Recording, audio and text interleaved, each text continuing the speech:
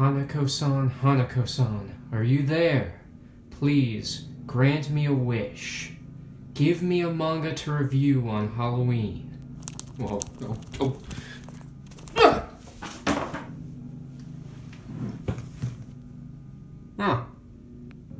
How convenient. Welcome to the spooky manga review. Hey, what's up guys? Penguin CJP here, back with another manga review, finally.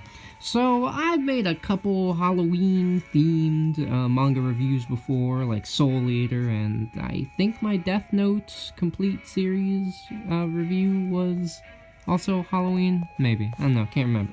But I thought that since I just finished this would be perfect for an October manga review. So, what is this? Well, if you couldn't tell from the little skit I did at the beginning, this is actually based on an old, like, Japanese myth, where basically, in the third stall of the girls' bathroom in the old school building, if you knock on the door and you ask, Hanako-san, Hanako-san, are you there? A ghost will appear from the toilet and grant you a wish. So, this girl named Nene Yashiro, I believe that's how you pronounce it, goes to the bathroom and calls out Hanako-san. And all the legends and everything, like all the rumors say Hanako-san is a girl because, well, obviously girl's bathroom. But no, Hanako-san is this guy. He appears, and of course she gets freaked out because, hey, it's the girl's bathroom, what are you doing? And, yeah, he's like, yeah, I'm Hanako-san, you know, I do grant wishes, so tell me your wish, but you will have to pay a price. So, her wish is that she wants her senpai to notice her. And he's like, alright, I have this dating advice book, so here you go. So, it starts out with him, like, doing some pretty basic, like, dating advice, like, you know, what skills do you have? Well, Nene likes to garden and sew and all this girly stuff because she was told when she was younger that this boy would date her if she was really girly. So she learned how to do all that stuff, and that's what she likes to do. So she tried making him vegetables, that didn't work. She tried making him boxed lunch, that also didn't work. She tried to talk to him, but not really. She just kind of, like, stalked him in the corner. And Hanako told her, like, why don't you just go up to him and say, you know, hey, I like you. And she said no, that was too embarrassing. So then, you know, she's starting to get angry because Hanako, he's like a ghost, right? He's supposed to have, like, all these mystical items, all these things to make, you know, people fall in love, right? Or something. And she finds some mermaid scales. Now, of course, she doesn't know they're mermaid scales, but as soon as Hanako says that they can bind two people together, she eats one. And he just like, you didn't let me finish. There's a curse. And, you know, yes, it does bind two people together forever, but there's a pretty bad curse. And Nene doesn't care. She runs off to her senpai and tries to give him the scale, but she gets too nervous after senpai tells another girl who was asking him out to go out with her, and he said that he was already in love with someone else. And then Nene turns into a fish. So the curse with the mermaid scales is that if you eat one, you turn into a fish and you are now the minion of the mermaid. But luckily, Hanako found her before she died from drying out, put her in a little fish tank. And then the mermaid appeared. Now, the mermaid is pretty gross in this manga. It's like a human, but it has the face of a fish and like the eye of a fish. This is gross.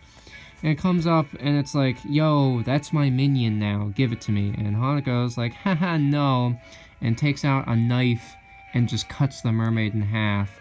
So, that's dealt with, but Nene's still a fish. So, Hanako's like, okay, So I can turn you back, but in exchange, you know, because that's your wish, because technically I haven't granted your wish yet, so you still have your wish. So you can still try to get together with your senpai, or I can turn you back into a human. What is it gonna be? She says, you know, turn me back to a human. He said, okay. So, yeah, I'll turn you back into a human, but you are going to work for me. So he eats the other mermaid scale because the two people, to bind them together, they both have to eat the mermaid scale. So he eats another one, they become binded together, and then she's a human again. Kinda. If she gets wet, the fish scales start appearing again, and she'll turn into a fish, but as long as she stays dry, she's good. And that is how they meet and how their supernatural adventures begin.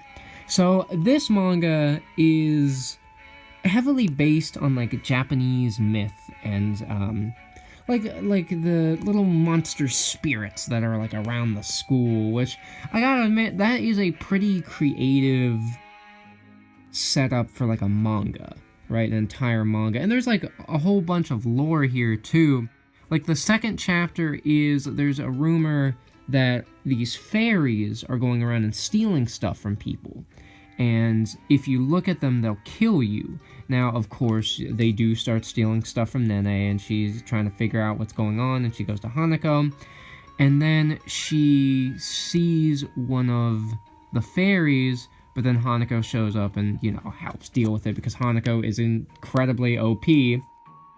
And then it's revealed that the fairies, you know, like, they appeared as this, like, gross eye monster, but they're really just like these little bunny things. I actually think they're, featured here. Yeah, like right down here. They're like these little bunny things that, and they tell Nene, like, we didn't want to kill you, like, we don't want to kill anybody, but the reason that we were about to kill you is because that's what the rumor said. And Hanako tells her, yeah, so we spirits kind of live off of rumors, so if someone changes our rumor, then we have to abide by it. That's just how it works. So then Nene changes the rumor so that they will kill you unless you give them candy. So let's talk characters. So of course we have to start with the face of the series, Hanako-Kun, or Hanako-san. He starts out just being called Hanako-san, but then whenever Nene actually wants to be his friend, she starts calling him Hanako-Kun. But this is Hanako, the ghost of the bathroom, the seventh of the 7 school mysteries. So as he puts it, he's kind of like in charge of the school to make sure that none of the other supernaturals, as they're called, like, get out of line and do things they're not supposed to. And he is also incredibly OP. And not only is he OP and is he basically in charge of everything, but he's also, like, really goofy. Like, he really likes to basically kind of, like, annoy people and, like, kind of scare them a bit. So that's pretty fun. He's a pretty fun, pretty relaxed sort of character, and I do find that pretty funny. I also like the fact that he's both, like, pervy, but also not pervy at the same time. Like, it's kind of odd to explain, but he's a pretty fun character. And this book also, like, already puts some mystery to his backstory. So in, like, chapter 3, an exorcist comes up. And this exorcist wants to get rid of Hanako. His name is Minamoto, and we will be talking about him in just a little bit. But when he confronts Hanako, he tells Nene, like, don't defend this ghost. He is a murderer. He's got a knife because when he died, he was an actual murderer, and Hanako doesn't try to deny it. He says, oh, yep, you got me. I'm a murderer. That's true. And he doesn't murder Ko, But, he does confirm he was a murderer, but he says God talked to him and said, hey, if you don't murder anyone and you follow, like, this job that I'm going to give you, then I will take away your sin. That's what Hanako said was going on. We don't know if that's true or not yet, but it's interesting. He's a very interesting character. Now, let's go to Nene. So this is Nene. One of the running gags with her is she has, like, very thick ankles. So, like, she's very embarrassed about that. And her whole thing is that she wants a boyfriend. That's what she wants. That's what she's been wanting for her whole life. That's why she got into gardening and sewing and all this other girly stuff, because she wants a boyfriend. But it's kind of clear, like, she's not, like, the typical girly girl, Like, she always has, like, a little, I don't know if you can kind of see here. She's got a little skull, like, brooch there. And she really likes, like, scary stories, scary movies, and stuff like that. They throw hints of that, like, throughout the book.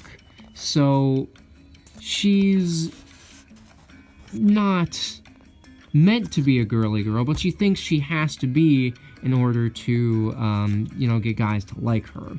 So, she's incredibly obsessed with finding a boyfriend, but she is also just kind of like a kind person. Like, yeah, she does, like, get mad at Hanako for, like, some of the crap he pulls and everything, but when she saw that he was lonely, and how he, like, brought up how he didn't have any friends, that's when she comes up and says, I will be your friend, Hanako-Kun.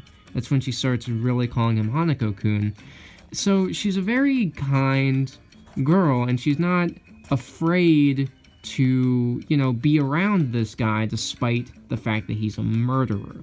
So that's also, like, an interesting part of her character that is not touched on too much, considering this is the first volume, but she is a very interesting character nonetheless. And finally, let's talk about Ko Minamoto, if I can find a good picture. There he is. So that is Ko Minamoto. He is an exorcist of the Minamoto clan. They are a clan that have been trying to banish supernaturals forever, and he wants to get rid of Hanako-Kun because his grandma actually is the one who sealed him away. So he has been working for years of his life to finally take Hanako down. Now, he's very, like, he's a rookie at this, and he is no match for Hanako. However, Hanako does tell him after he beats him that, hey, you're actually not that bad. If you, train some more, I'm sure that, like, a supernatural like me will be no problem for you. So keep training, keep doing it. I can't wait for our real fight. And he's a pretty, like, aggressive sort of guy. He yells a lot, he cusses a lot. Except towards Nene. What's really funny is as soon as he sees Nene with Hanako, he starts, like, talking softer around her. He stops cussing around her, which I just think is kind of funny, because it shows that, yes, he is this very aggressive dude, but he still wants to try to impress the ladies, So those are, like, all the main characters. Now, I've already shown some of the art just by, like, showing you the pictures of the characters, but I do really, really like the character designs in this manga. I really do like the bigger eyes, the, like, very expressive faces of these characters. There's, like, a lot of emotion that you can find with these characters, which is great. It's really good. That's something that the fairies look like, which that's also something I like. I do like how, even though these characters do have fairly cute designs, when it comes to, like, the actual monsters and everything, they can be pretty gruesome. So that is just really cool. I think this is a very good art direction. Now, I'm going to try to find here the one part of the art that I don't like.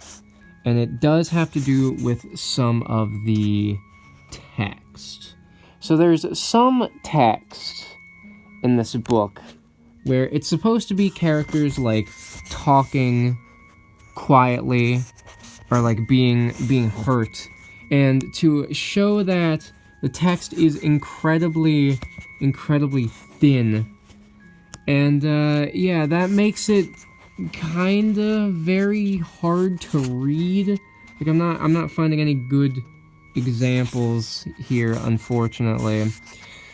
But yeah, there's some text in this book, and it's very difficult to actually read, and that is the one big gripe I have with the art, since it is like an artistic decision on how the actual text is like displayed. So yeah, that is the one part of this book that I do genuinely dislike. So, final thoughts, Toilet Bound Hanako-Kun Volume 1. Well, I can certainly say that this is a very interesting series with a very creative idea. I think the first chapter kind of started out a little too slow. They kind of dragged out Hanako trying to help Nene the non-supernatural way before she ate the mermaid scales and all that stuff happened. But after the first chapter, I actually got pretty into it. I really liked how the supernatural events kept getting greater and greater. Like, by the last two chapters, there's a staircase that when someone steps on it, they get sent to another world. They get sent to the netherworld, and their existence on the planet is just gone completely. The only people who actually can remember are Nene, because she's connected to Hanako, who is a supernatural, so he knows this stuff, and Ko, because I guess since he is like spiritually inclined or in tune, because you know he is an exorcist, he is able to actually remember. But I do really like the ideas in this manga. I think they are incredibly interesting, and I do think that if you do think this manga sounds very intriguing, that you like the whole supernatural mystery aspect, I would definitely say to check it out. However, if you think this manga does sound a little too weird for you, and you know, you're not a fan of like the character designs, because again they are a little odd, then I would say you should probably skip it. But I do think that this is a fairly decent start to a manga. It's not the best start ever, and it's not really high up on my list of manga. You know, after I read the first volume, I'm like, oh, I gotta get the next one. It's not super high up there, but I do still think that this is a quality manga that should be checked out by at least some people. So that is the review. I hope you enjoyed it, and this is Penguin CJP, signing out.